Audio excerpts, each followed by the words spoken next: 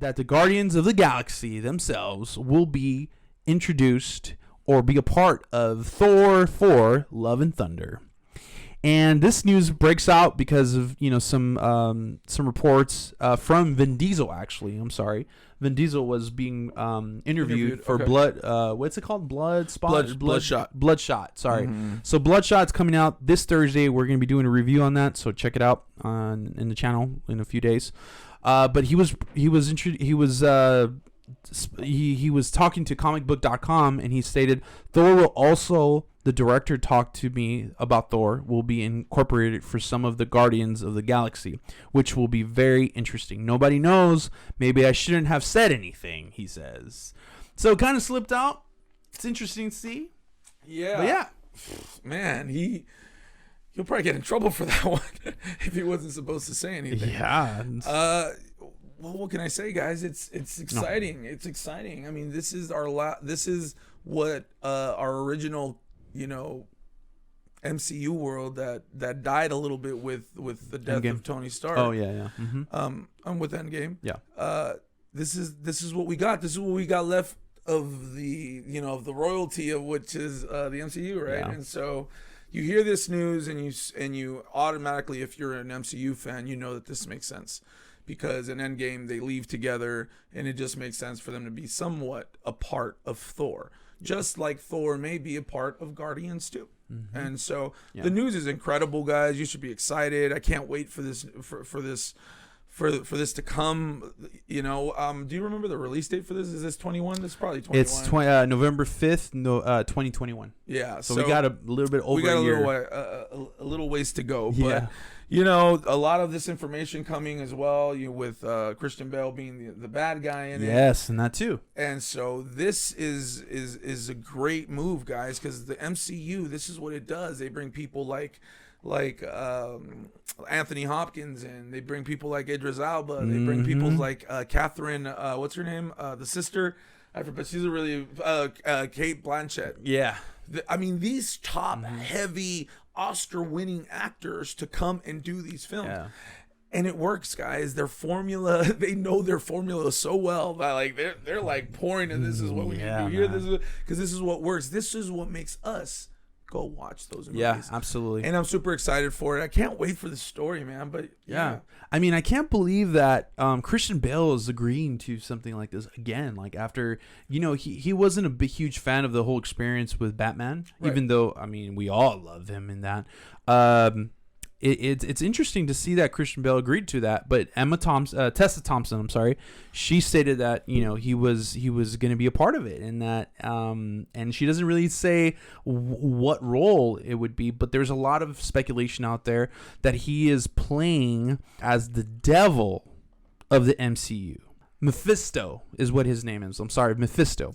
And so it's said that this character tempts pretty much heroes into offering them a solution of whatever trial they're going through, but the after effects and the outcome of the trial, it does come to their favor, but there's repercussions to it, kind of like making a deal with the devil.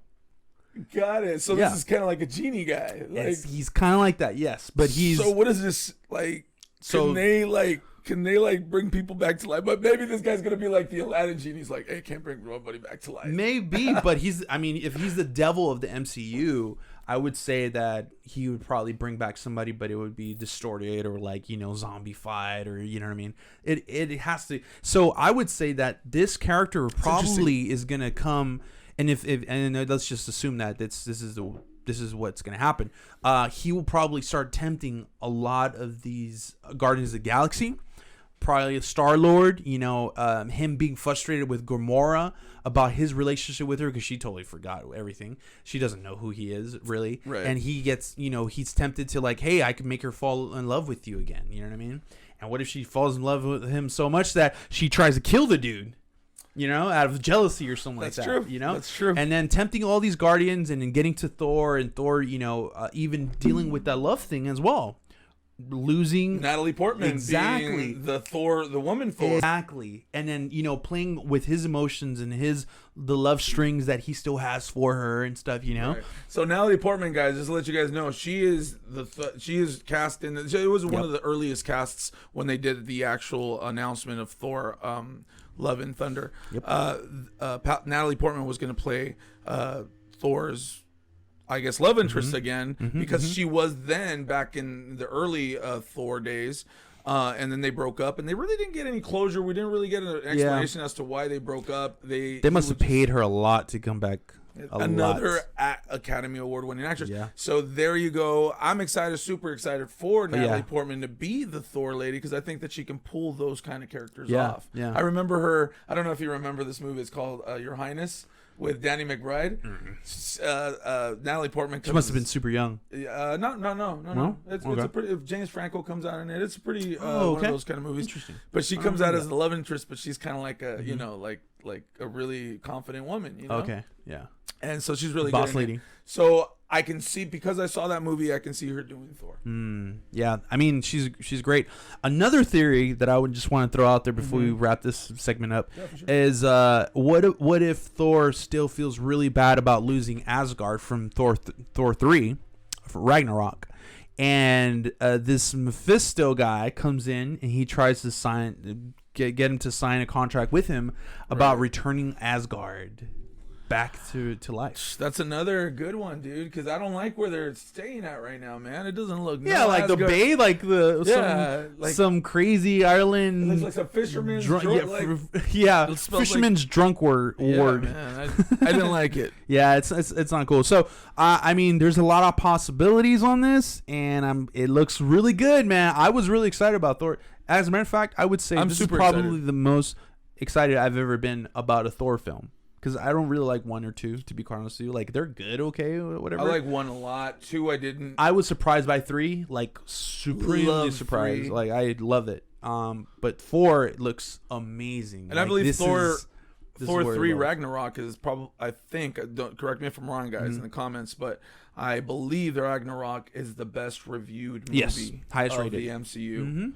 And so cinema score really and tomato meter. Yep, it deserves for sure. it too. So let us know what you guys think. What do you guys think Christian Bale's gonna do? We're not comic book experts here, so maybe you can tell us what he's gonna play. And of course, everyone's excited about Guardians of the Galaxy, so I'm not gonna ask you about that. But let us know how you feel about that. Anyway, so on to more MCU news.